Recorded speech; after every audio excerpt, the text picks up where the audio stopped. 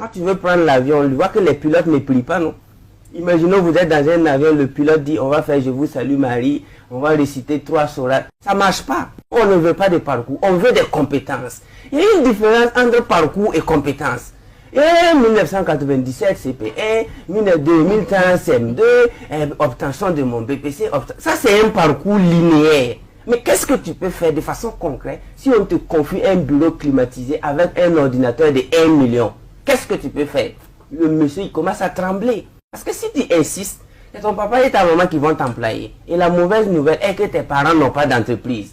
Parce que la bonne nouvelle est que nous tous, on a expérimenté la pauvreté. Et on sait pourquoi on était pauvre. Et on sait pourquoi on est en train de quitter la pauvreté. Allez-y faire vos recherches. Un Américain normal participe à 30 événements payants par semaine. Chaque semaine.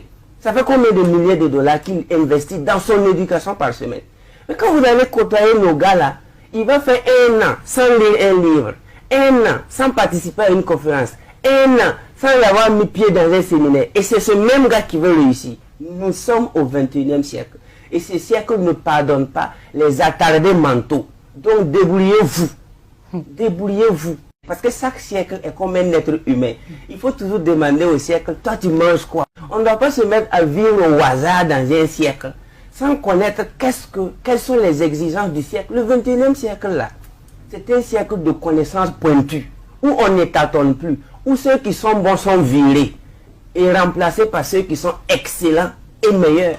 Même si tu es bon, on va te chasser au 21e siècle et mettre ceux qui sont excellents.